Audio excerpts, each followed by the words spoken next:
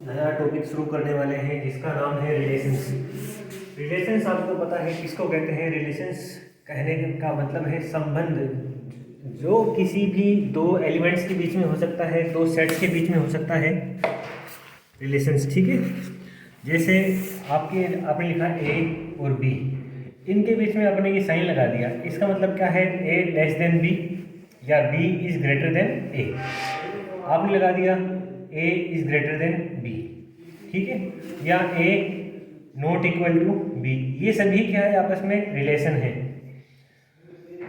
और ये सभी क्या है? एलिमेंट्स मान लिया आपने। अगर आप इनको सेट मान लेते हैं, सेट ए हो गया, बी हो गया, इनके बीच में कोई आप रिलेशंस अप्लाई करते हैं तो वो क्या कहलाता है? सेट्स के ऊपर रिलेशंस कहलाते हैं। इसको समझने के लिए सबसे पहले हम कुछ चीज़ें समझते हैं। सबसे पहले क्या होता है? ऑर्डर्ड पेयर किसको कहते हैं? ऑर्डर्ड पेयर इसको कहते हैं कि आपने दो क्या एलिमेंट्स लिए, उनका क्रम निश्चित होता है। जैसे पहला एलिमेंट ए, दूसरा बी, ये दो हैं। अब ये एक सेट है पूरा, ये एक सेट है, ये दोनों आपस में बराबर होंगे। इनके बीच में रिलेशन क्या है? इक्वल का। ये इक्वल कब होंगे? जब क्या होगा? If and only if. इसका साइन, ये जो साइन है, इस साइन का मतलब होता है if and only if. If and only if. अगर a का मान c के बराबर है, b का मान d के बराबर है, तो यहाँ क्या होगा? a is equal to c and b is equal to d। अब क्या है? अगर इसमें a b not equal to b a, अगर ये क्या होगा? तो इसका मतलब unless a not equal to b, अगर जब तक ये a बराबर b नहीं होगा, a का मान b के बराबर नहीं होगा, तब तक ये चीज़ बराबर नहीं हो सकती इसमें। अगर ये चीज़ लिखी है तो इसका मतलब ये क्या है? आपके ऑर्डर्ड पेयर नहीं है, ठीक है ना।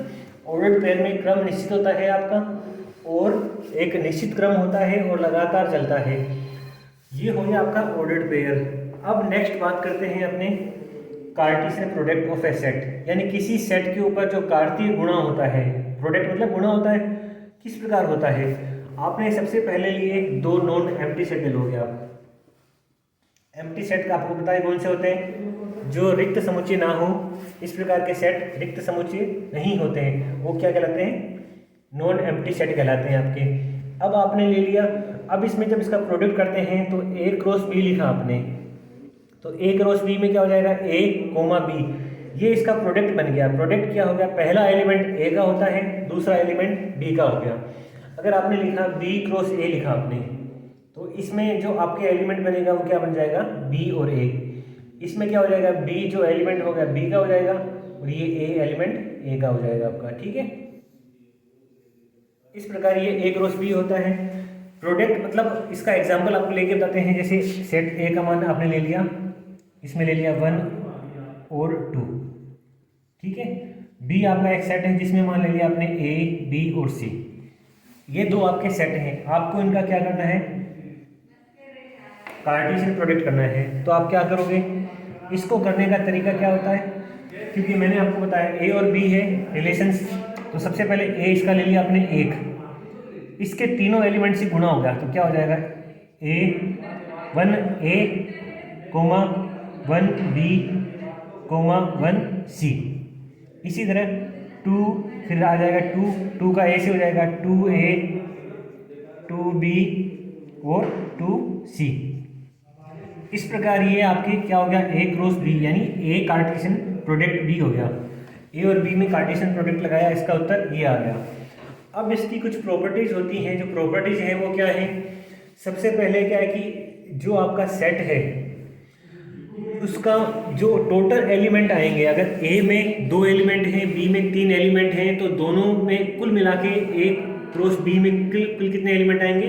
इस 2 को 3 से गुणा कर दूँ, टोटल 6 आएंगे। देखो 1 2 3 4 5 और 6। अगर यहाँ पे एलिमेंट 3 हो जाए, इस 3 कर दिया आपने, तो 3 इसमें हो गए, 3 इसमें हो गए, टोटल कितने आएंगे? 9 आएंगे। 9 कैसे आएंगे? अब 3 ए 3 बी और 3 सी, ये इसमें और जुड़ जाएंगे। इस प्रकार कुल कितने एलिमेंट्स हो जाएंगे? 9। तो पहली प्रॉपर्टी क्या है? If a set A has m elements and b has n elements, then the product set A cross b has m into n elements, ठीक है। दूसरी प्रॉपर्टी क्या है इसमें? कार्टेशियन जो प्रोडक्ट है आपके, उसका जो टू सेट्स है ये A क्रॉस B और B क्रॉस A कभी नहीं होते आपके, ठीक है ना। A क्रॉस B और B क्रॉस A नहीं होते हैं इसमें आपके, यानी ये क्रम विनिमय का पालन नहीं करते।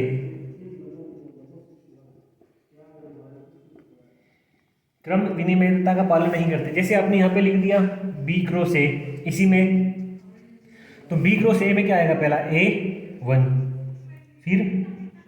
फिर क्या आ जाएगा, A1 आ गया, A2 आ जाएगा, फिर क्या आ जाएगा A3, फिर क्या आ जाएगा B1, B2 और B3, फिर क्या आ जाएगा C1, C2 और C3।